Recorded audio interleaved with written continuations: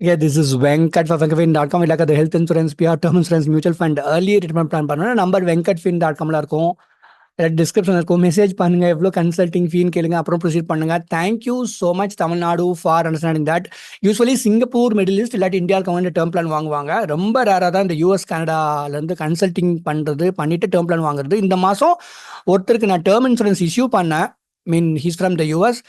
அவர் age 45லையும் நிறைய பேர் இந்த டைமில் கூட டேர்ம் இன்சூரன்ஸ் வாங்குறாங்க. முக்கியமாக யூஎஸ்ல இருக்கவங்க வாங்க மாட்டேங்கிறாங்க. So that is why want to do this video. யாருக்கு நான் இஷ்யூ பண்ணுறவங்களோ அவங்களுக்கு தான் நான் லைஃப் டைம் சப்போர்ட் பண்ணணும். அதுதான் டிஸ்கிளைமரில் போட்டிருக்கிறேன். மற்ற டிஸ்கிளைமர் படிக்க okay. If you want to go to if you want to do health insurance consulting, go to this website, term insurance consulting, terminsuranceconsulting.in இருக்கும். Okay.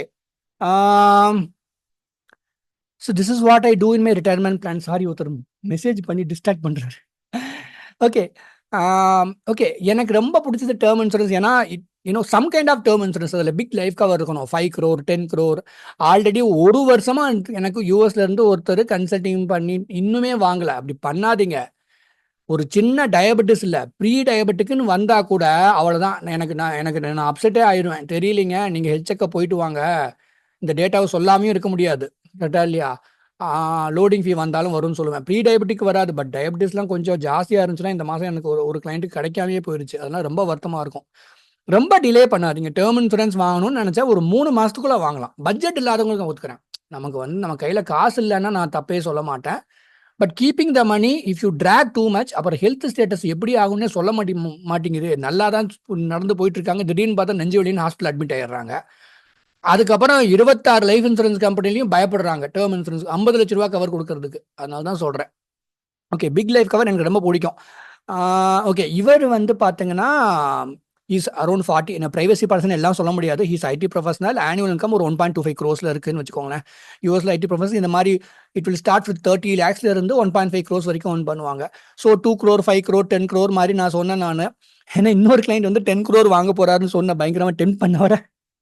Actually was planning to buy only 2 crore 3. இதுவே ஜாஸ்தின்னாரு. அப்புறம் நான் ஒரு logic சொன்னேன்.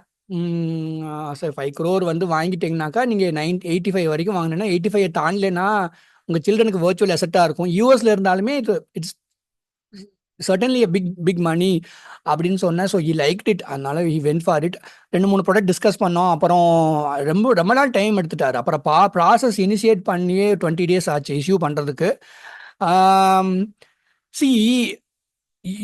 நீங்கள் வெளிநாட்டில் இருக்கும் போது மைனர் ஹெல்த் செட்பேக்கர் இந்தியாவில் இருந்தாலும் சொல்லி தான் ஆகணும், வெளிநாட்டு கண்டிப்பாக சொல்லி ஆகணும். ஏன்னா ஒரு ஹாஸ்பிட்டல் போயிருக்கீங்க, அங்கே எலக்ட்ரானிக் மெடிக்கல் ரெக்கார்ட் வச்சிருப்பாங்க, அந்த டேட்டா ரெக்கார்டாக இருக்கும். அதனால இவருக்கு ப்ரீ டயபெட்டிக் இருந்துச்சு.